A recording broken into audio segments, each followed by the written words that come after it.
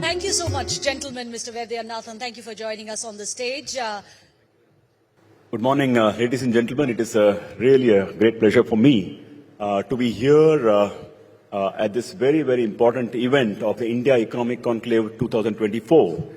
We have been associated with this program for the last 10 years, and right from the inception. And I can tell you that this is one of the very significant events which really brings about many thoughts, ideas, and shapes the future of the economy. Now, I'd like to also say Minister Piyush Goyal is here with us, and we really welcome you and all of you, ladies and gentlemen. Now, in today's session, this is a very important subject, Fasttrack to top 3.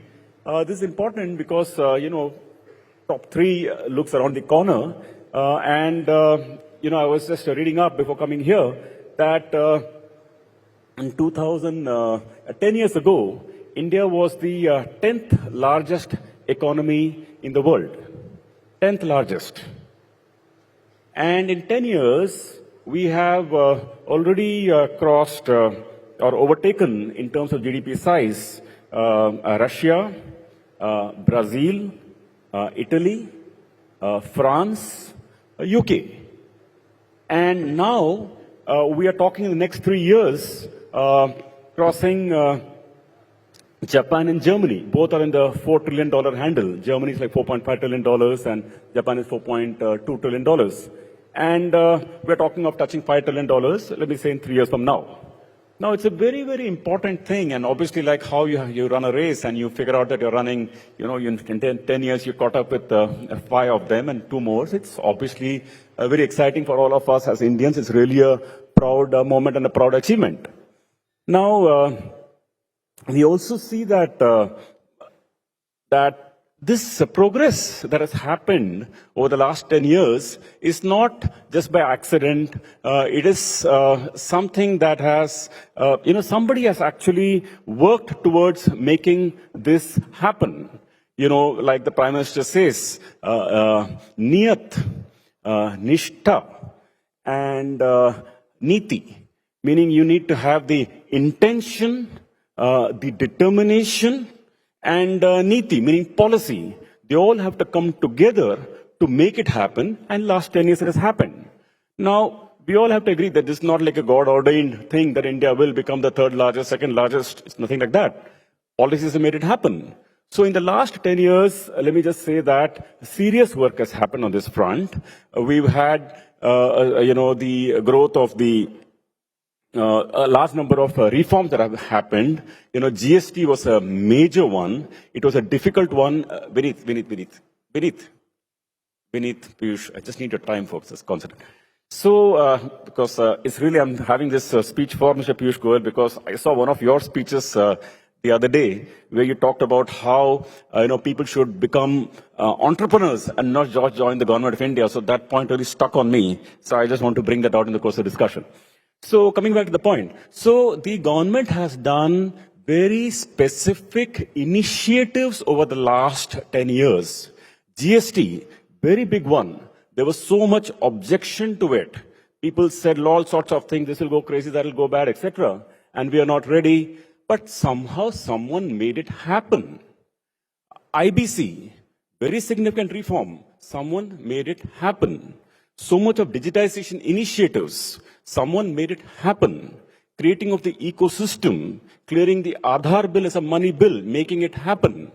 And then setting up this India Stack, then setting up the ONDC, so that we do commerce with each other. Why should we pay somebody else somewhere in the US or somebody? We are Indians, we're transacting each other, and therefore local, hyper-local delivery can happen. So all this kind of digital ecosystem that the country has brought about, I think is a very massive reform. And all this has powered India to become what it has become today, or becoming the 3rd largest economy as we speak today. Now, we are also talking about the views of the political class. When we were growing up through the 70s and 80s and 90s, we never talked politicians, and that's a very important thing. We have Mr. Piyush Goyal sitting with me, with us here today. Political class is now talking about free markets. They're talking of firing up the private sector.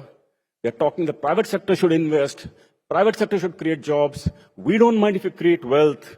You make your wealth, you pay your taxes, and it's great for the nation. Competition, and so on.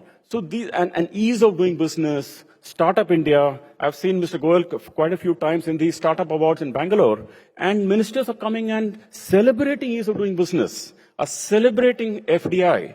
So this is a bold statement and massive policy shift, because politicians are powerful people. They drive the policy. So I believe that there are many reasons for India's growth, but this shift of the political narrative towards growth and free markets and private sector is a very big monumental moment, which of course bureaucrats, everybody derive the line of action and policy from that one. The third thing is about reforms itself. Now, I did notice the other day that I was checking on YouTube, certain articles which talked about itne roads ban rahe hain, lekin desh ka kya hoga? Maybe some contractors have benefited from it, but what is it for the common man? There's so much poverty in India. Oh, there's so much unemployment in India. Desh ka kya hoga?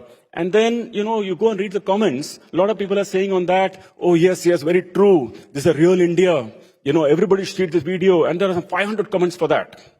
When I read that, I was just thinking, what kind of inko samajh mein nahi aata that when they're setting up roads, it's not just some contractors are benefiting from it. And incidentally, the next day I was, watching a program of Mr. Nitin Gadkari in one of those events, and he was then describing that with the 60,000 kilometers of roads and highways set up in the last 10 years, it's probably about 60 or 70% of what India put in its entire lifetime prior to that, post-independence, that amount of roads, etc., he was talking about bringing down cost of logistics from 16%. China's at 8%, and India is talking of bringing it down to 9%. Now, this is a real way of growing the economy. You put out roads. Today, I think between, Delhi, Dehradun 2 hours, because we're in Delhi, we're speaking, let me say Delhi, Amritsar 4 hours. All these connectivities are cut down by half, which means that the transit cost for people to transport goods from one place to the other is cut down by half. Cost of goods comes down. Your inflation comes down to that extent of what it would have been. Your products become more competitive. You can export more. And therefore, this is and then when you export more, you produce more. And when you produce more, you create more employment. You invest more. Then also foreign investors invest in the country because ease of doing business is going up. So these are all fundamentally, just by setting up 60,000 kilometers of roads and highways, you are bringing down cost of goods. You're becoming more competitive. Now, this is lost on people. This is lost on people. You'll be surprised when you talk to even children who are growing up, in schools and colleges, who are in well-read schools, like really top-rated schools of the country. They also don't understand. They also say, no, uncle, we should be, we are putting roads, etc. Itne sare garib hai, desh mein garib ko de do. They don't understand that if you give money to Garib just like that, then you know what will happen. You just fuel consumption, some inflation happens. You don't really create anything. So therefore, this thing about the way India is developing is India, I'd like to communicate to everybody the way India is doing it for the last 10, 15 years of making investments. Roads is one example, ports may be another, of fundamentally transform the economy, fundamentally making it more competitive is a very powerful way of making it happen.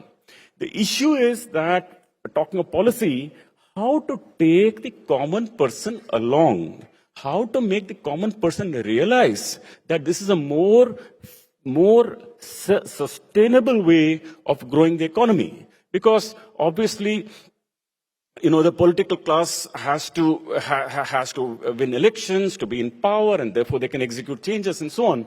So somewhere I do believe that the education of the public at large, that investment creates growth and jobs on a sustainable basis, maybe even starting it as a curriculum in schools. These children, when they come out, by the time they are 12th standard, in college, etc., they understand that it is for their future that you invest. For example, moving away from the old, the new pension scheme, going back to the old pension scheme, 20, 30 years from now, all our tax collection will be going and paying pensions if you don't really deal with that issue. So someone has to educate. Education has to start early, and I really leave that as an agenda for the society, for the media, for the journalists, for the government, on how we are going to educate the country on reforms. Else you will always have objections and you will have to figure out how to do reforms the harder way, which fortunately our country is doing by the force of by the government and by forward thinking. I would like to finally just say that in terms of the green economy, many of these initiatives actually help even the green economy. For example, when the traffic is on the roads for less amount of time, they're emitting less smoke. You have half the time. You don't have any more checkposts. You have GST. So 5 hours, trucks are not standing on the road. That much of green economy. And the minister also was talking about the fact that you don't need petrol anymore or diesel anymore. You can use CNG and you can use biofuels and so on. So all this is powering up the economy. I'd like to close by saying from the financial sector point of view, the really good thing that has happened from the financial sector point of view is that that the credit is now going to bottom of the pyramid. If you see the 3 programs launched by the government maybe 3 or 4 years ago, it's a pretty fantastic program. We talked about the Shishu, the Mudra program. There was a Shishu. Then there's Kishore. Shishu was loans below 50,000 rupees.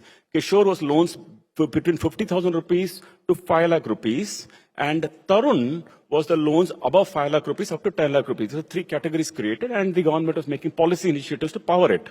Let me share with you numbers. In 2022, 3.5 lakh crores of Mudra loans was given under these 3 programs. Very powerful program to take credit to bottom of pyramid. Until that time, credit was going largely to the upper end of the pyramid.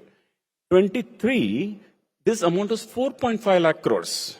In 24, 5.5 lakh crores. So these programs are really working and taking credit to the bottom of the pyramid. Not that government is giving out 5.5 lakh crores. They've created a policy environment, enabling environment to make it happen, which I really appreciate because the market economics way of making it happen. And eventually credit reaches the bottom of the pyramid. And this is a very, very important thing. And therefore, while we do the macro reforms of building the roads, infrastructure, power, etc., which fundamentally makes the country competitive, for a person who's poor, we cannot say, for example, the other day when I was walking in my building, one of the staff just accosted me and said, my son's face got burnt.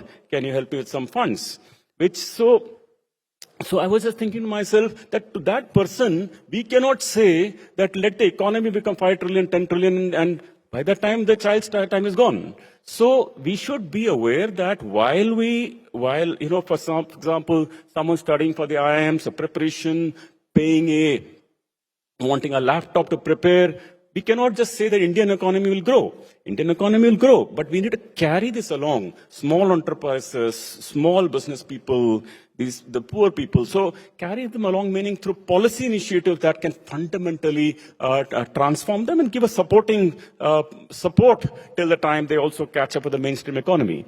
So therefore, to sum it up, the macro reforms, education about reforms to the public, and carrying the small businesses and smaller and lower income people along through policy initiatives put together is going to be really a very powerful means of making it happen. And then when we transfer and we reach this, $5 trillion economy, let me say in the next 3 years, when we look ahead, I must say that the equity capital in the Indian banking system today is about 25 lakh crores.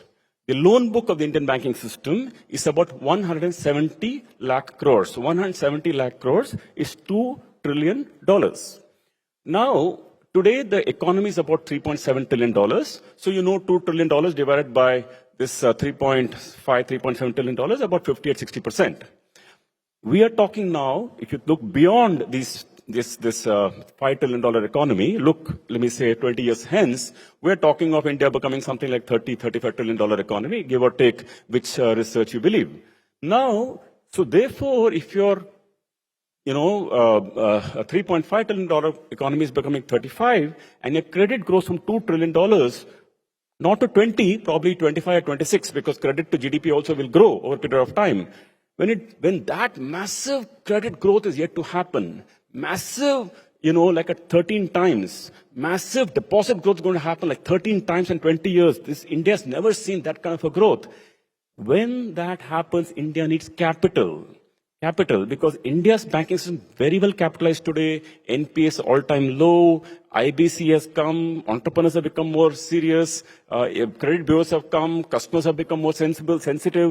All that is fantastic. So Indian platform is fantastic. Can power the growth of the $35 trillion economy. But India needs capital. And therefore, to keep India fundamentally strong economy, to show growth, to be seen as an economy that the world will want to invest in is a very important thing. And I think this is a very important initiative ahead for all of us. So thank you very much, ladies and gentlemen.